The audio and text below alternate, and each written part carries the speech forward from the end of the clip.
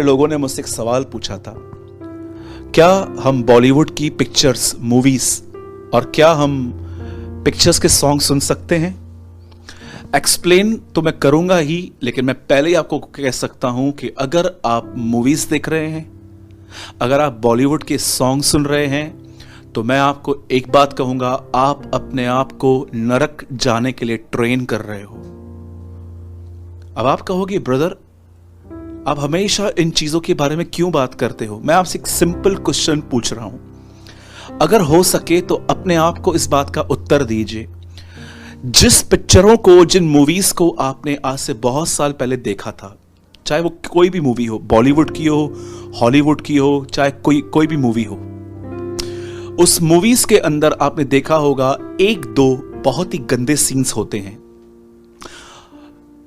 जिसमें अश्लील चीजें दिखाई जाती हैं, वासनाएं दिखाई जाती हैं, शारीरिक बातें दिखाई जाती हैं। आप बुद्धिमान हैं, आप समझ सकते हैं मैं क्या बोलने की कोशिश कर रहा हूं।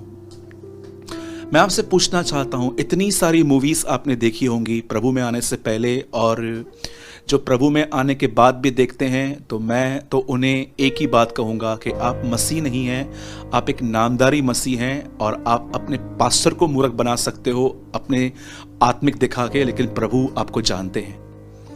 आप जानते हो, आपने जो पहले मूवीज देखी थी उसमें कुछ डर्टी सीन्स थे, गंदे वाहियात सीन्स थे। मैं आपसे पूछना चाहता हूं, आप पूरी मूवी भूल गए हो, पर क्या आज तक अपनी मेमोरी से आप वो सीन्स डिलीट कर पाए हो?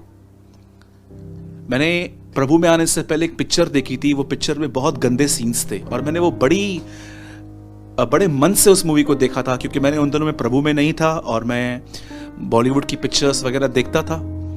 आप बिलीव कीजिए, एक दिन मैं अपने घुटनों पर बैठ के दुआ कर रहा था और वो सारे सीन्स मुझे याद आ रहे थे, और मैं देख रहा था कि कैसे मैं मेंटली डिस्टर्ब हो रहा था। आप जानते हो, मैं आपको एक लिविंग टेस्टिमनी बताता हूं, ये जीवित और ये सत्य घटना है। मुंबई में मेरे एक दोस्त रहते हैं और मेरे एक फ्रेंड रहते हैं, और उन्होंने प्रभु में आने के बाद उनका जीवन बड़ा ही सुधर गया, एकदम वो एक अच्छी जिंदगी जीने लग गए।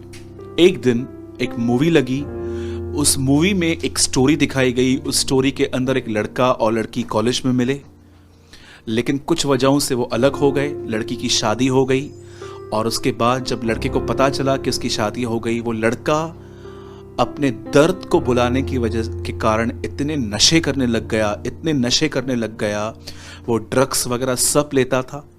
और जानते हैं, जो वो हमारे दोस्त थे जो अभी अभी प्रभु में आए थे, जिनको विश्वास में बढ़ रहे थे, पता नहीं क्यों उन्हें ऐसा मन था कि मैं एक बार ये मूवी देखूं।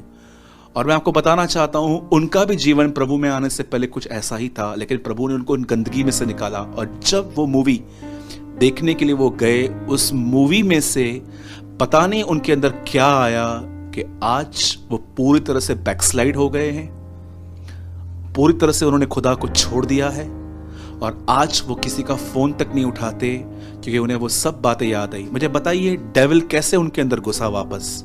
मूवीज के द्वारा। मैं आपको बताता हूं, जब भी आप कुछ मूवी देखते हो, आपको नहीं पता, आपकी आंखों के द्वारा आपके अंदर कुछ जाता है। जब भी आप बॉलीवुड के सॉन्ग सुनते हो, ऐसे सॉन्ग जिसमें बहुत रोमांटिक वर्ड्स होते हैं वगैरह वगैरह, मैं आपको बताना चाहता हूं, ये बातें आपके अंदर जाके आपके माइंड को कंट्रोल करेंगी। मैं एक नहीं, बहुत सारे ऐसे लोगों को जानता हूं जो इन गीतों को सुन के ठंडे हो चुके हैं, जो इन पिक्चरों को देख के वापस उस गंदी बातों में चले गए हैं। आप जानते हैं, बाइबल की एक आयत कहती है, मनुष्य जो बोता है वही काटेगा। समझो, एक दिन आपने पॉर्न वीडियो देखा, एक अश्लील वीडियो देखा, और आपने वीडियो देखने के बाद आपको रियलाइज हुआ कि आपने गलत किया, और आप खुदा के सामने जाओगे और खुदा से कहोगे, खुदा मुझे माफ कर। मैं आपको बताना चाहता हूं, परमेश्वर आपसे कहेगा, मैं तुझे माफ करता हूं, लेकिन फिर भी जो तूने बोया है अब वो तुझे काटना पड़ेगा। इसका अर्थ क्या है?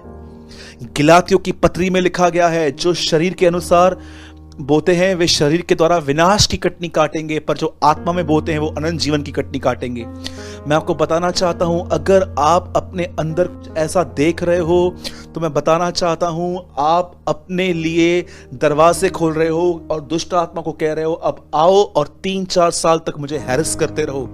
जब भी आप ऐसे वीडियोस को देखोगे, खुदावन से माफी मांग लोगे, वो बड़ा दयालु है, वो आपको क्षमा कर देगा।